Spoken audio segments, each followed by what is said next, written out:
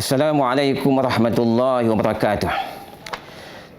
Alhamdulillah rabbil alamin wa bihi nasta'in wa salawatullahi wa salamuhu ala sayyidina Muhammad imamil muttaqin wa qaidid du'atil mujahidin wa ala alihi wa sahbihi wa man tabi'ahu bi ihsanin ila yaumiddin.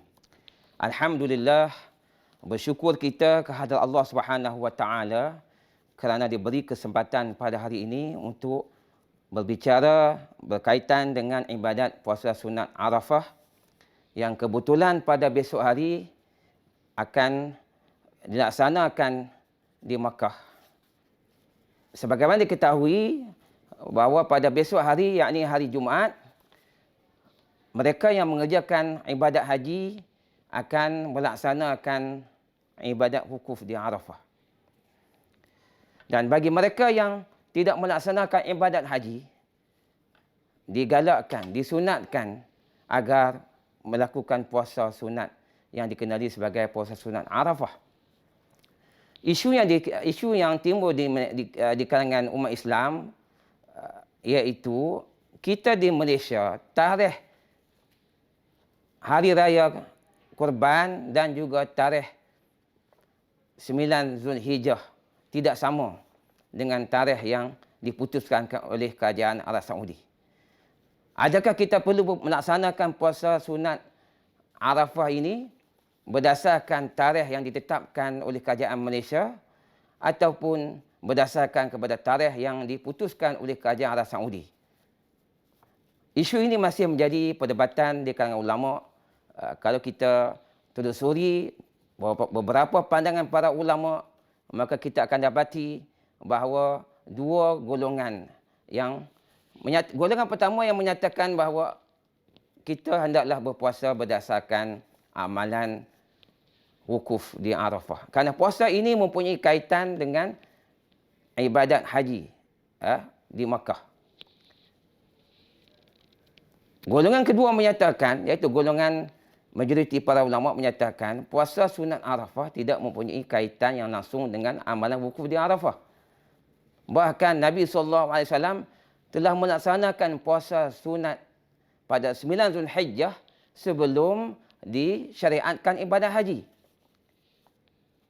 Justru itu, sama ada puasa itu bertepatan dengan pelaksanaan amalan wukuf di Arafah ataupun tidak, puasa tersebut tetap disunatkan dilakukan oleh mereka yang tidak melaksanakan ibadat haji di Makkah.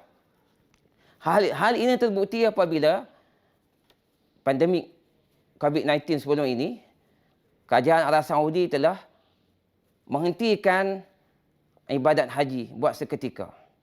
Dan para ulama menyatakan boleh melaksanakan puasa tersebut walaupun ibadat haji tidak dilaksanakan. Berdasarkan pandangan jumhur ulama ini, maka kita digalakkan mengikut ketetapan yang dibuat oleh kerajaan Malaysia, dan ia bertepatan dengan kaedah fiqh, iaitu hukumul imam atau hukumul hakim yarfa'ul khilaf. Maksudnya apabila pemerintah memilih mana-mana pandangan, maka terhapuslah khilaf. Justru itu boleh nyatakan bahawa kita umat Islam di Malaysia disarankan agar berpuasa mengikut tarikh yang berlaku di Malaysia, bukan tarikh yang berlaku yang ditetapkan oleh kerajaan Arab Saudi. Ada juga pandangan yang menyatakan boleh berpuasa dua-dua hari, iaitu pada hari Jumaat dan pada hari Sabtu. Sebenarnya pandangan ini tidak tepat. Ada yang menyatakan puasa pada hari Jumaat dengan niat sebagai puasa hari Arafah, dan puasa pada hari Sabtu dengan niat sebagai puasa 9 Zulhijjah. Persoalannya bagaimana 9 Zulhijjah itu berlaku dalam 2 kali di bulan Zulhijjah. Bahkan apabila seseorang itu berpuasa dengan niat sebagai puasa hari Arafah pada hari Jumaat ini, bermakna pada hari Sabtu telah berlakunya 10 Zulhijjah. Dan 10 Zulhijjah itu bertepatan dengan hari raya Korban dan diharamkan berpuasa pada hari tersebut. Dengan berlakunya polemik ini bermakna kita berada di Malaysia cuba mengikuti tarikh yang berlaku di Saudi. Sedangkan ibadat Korban misalnya masih juga kita terikat dengan tarikh tersebut, iaitu dilakukan pada hari raya Korban dan juga pada hari Tasyrik. Maka perbuatan melaksanakan dua puasa ini dengan niat yang pertama dengan semata-mata nak mengikuti amalan yang berlaku di Arafah, dan kedua pula berpuasa sekali lagi, perbuatan ini menimbulkan satu bid'ah yang baru.